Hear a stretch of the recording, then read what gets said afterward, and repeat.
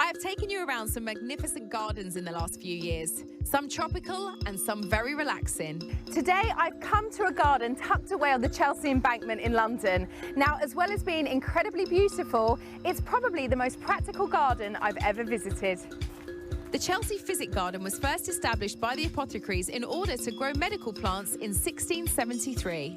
And continues to do so to this day. There are over 5,000 plants, and a vast majority of them are either medicinal, edible, or useful in some other form. The head of plant collections knows a thing or two about the usefulness of the plants. So it's true to say most of these plants are either medicinal or edible or have some kind of use. Yeah. Now, what can I grow in my garden that I can use on a daily basis? One thing that you can quite easily get hold of is aloe vera.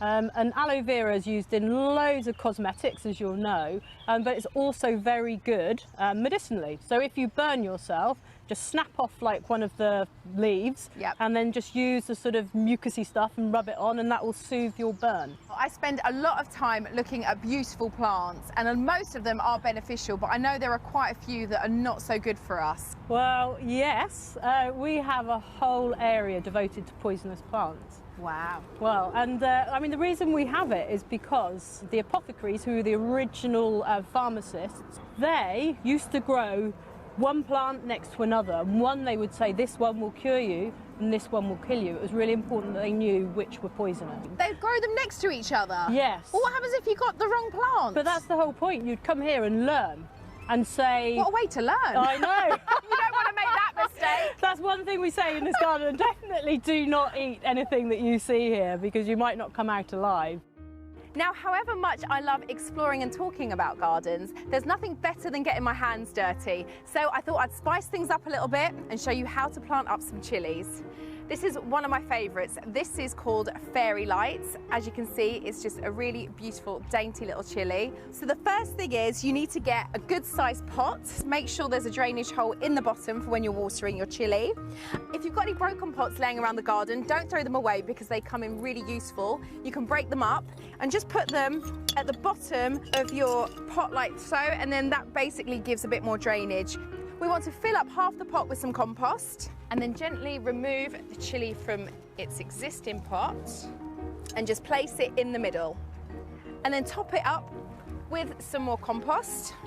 This is the messy bit. This is the bit I love. You don't want to go all the way to the top because you want to save a little bit of room, because once I've packed down, I'm going to top it off with some gravel on the top, and that really helps retain the moisture in the compost when you're watering. So that chilli should be really happy in there. Another top tip, you can add some tomato feed to your watering can, and that will help the chilli come along because it will just give it some more nutrients. And that's everything done. Maybe go a little bit easier on the water than I did. Whoops. Situated within the garden's 4 acres are the historic glass houses, which are key to introducing new plants to the garden. Now, these glass houses are not yet open to the public, but they have let little old me in to have a look at the pelargoniums, which are originally from South Africa. They have been used in medicine and beauty products for centuries, and the Chelsea Physic garden was one of the first to grow them in the country. That was nearly 300 years ago, but they are so beautiful. No wonder they've been a feature here for so long. I thought I would end on one of the prettiest parts of the garden, which is new this year. The cornfield display shows the sort of flowers and plants that would have been very common prior to the modern farming techniques we use today. Bees absolutely love these flowers, and what's so nice about seeing poppies grown next to cornflowers is that poppies are a symbol of remembrance for us the British and cornflowers for the French. It's lovely to see the garden is reopened to the public on a ticketing system, and being here today has reminded me just how important plants are in our lives.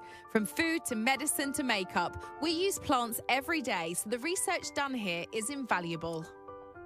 And apart from anything else, after a lengthy spell in lockdown, it is so nice to get back out into these beautiful gardens.